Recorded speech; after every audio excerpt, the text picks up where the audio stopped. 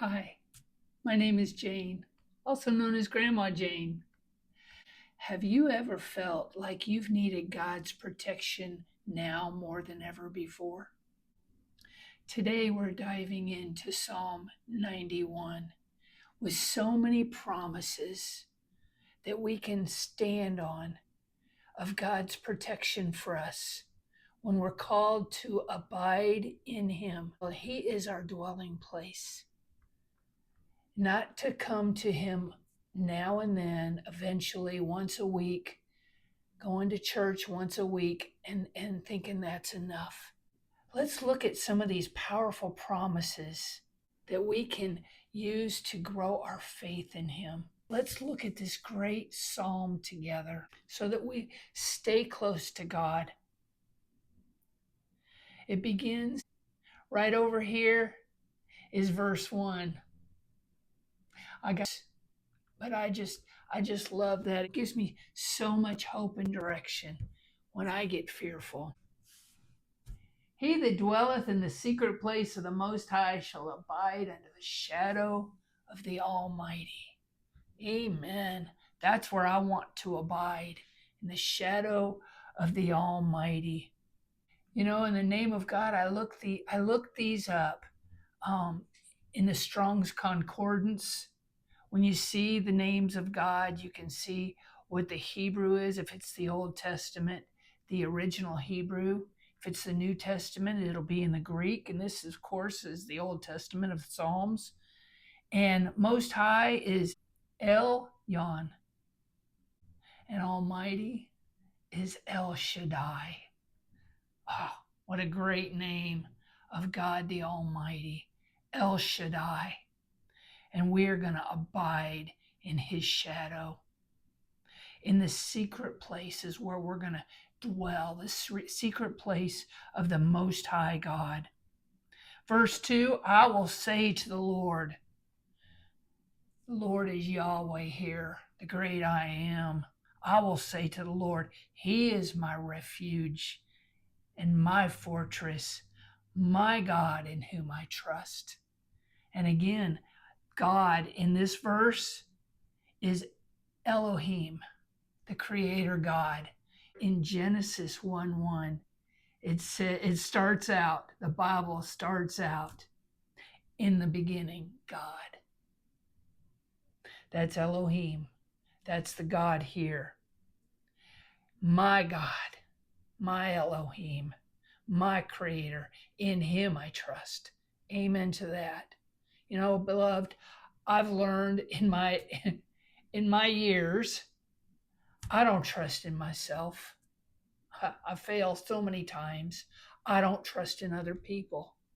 They fail too. But in my Creator God, in Elohim, Him, I can trust.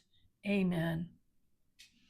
Verse 3, surely He shall deliver you from the snare of the fowler and from the perilous pestilence. Verse 4, He shall cover you with His feathers, and under His wings you shall take refuge.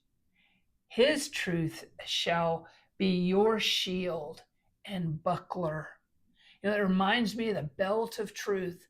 At some point, we'll do a video on the armor of God and the belt of truth from Ephesians 6:14.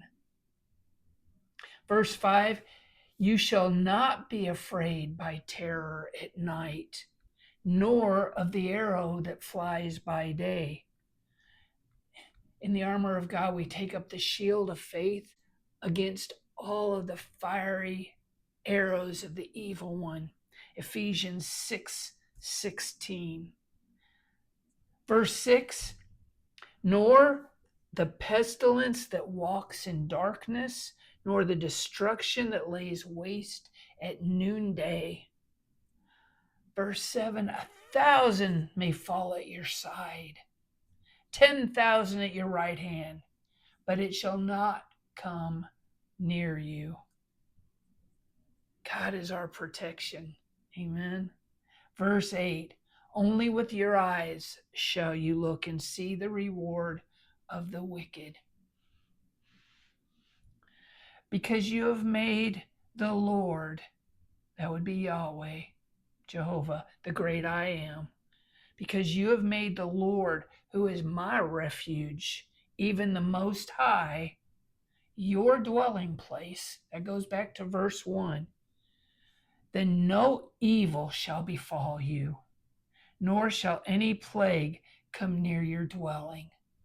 You know, beloved, God protects us as his children. We might have things happen to us that he has allowed the enemy to do. I mean, look at Job. It happened with Job. But he's on a short leash. He's on a very God, only what God allows him to do. And the only reason God allows him to do is either for God's great glory or our greater good, to make us more Christ-like. I mean, look at all the things that happened to Paul. He had shipwreck. He was stoned. So many things. We're not promised perfect comfort and great ease, but God protects us. The enemy can't do anything to us that God does not allow to happen. Okay, I kind of got long on that. But no evil will, verse 10, no evil will befall you, nor any plague come near your dwelling. Verse 11, for he shall give his angels charge over you to keep you in all your ways. See, God has his angels watch over us. We can see from Hebrews 1, verses 13 and 14. God tells us, but to which of the angels has he ever said, sit at my right hand till I make your enemies a footstool? No, he said that to Jesus. Verse 14, are they, the angels, not all ministering spirits sent forth to minister for those who will inherit salvation? That would be us, beloved. Angels are the ministering spirits sent forth to help us. He gives them his charge over us to keep us in all our ways. Amen. Amen. Verse 12 of Psalm 91. In their hands they shall bear you up, lest you dash your foot against a stone. You shall tread upon the lion and the cobra, and the young lion and the serpent you shall trample underfoot. Those are things that usually would be impossible, and we don't really want to take this literal. This is Old Testament. We can. God will protect us, but it just shows the power of his protection. Verse 14, because he has set his love upon me, therefore I will deliver him. That God is saying, because we have set our love upon him, he'll deliver us. And God will also set us on high because he has known his name. We have known his name. Verse 15, he shall call upon me and I will answer him, and I will be with him in trouble. I will deliver him and honor him. With long life I will satisfy him and show him my salvation. That word for salvation, I looked it up. It's Yeshua. Not so much the name Jesus, but Jesus means salvation. Yeshua.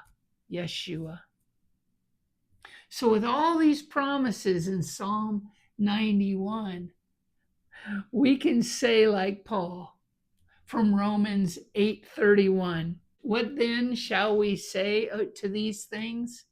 If God is for us, who can be against us? Amen. And beloved, as his child, God is for you. God bless.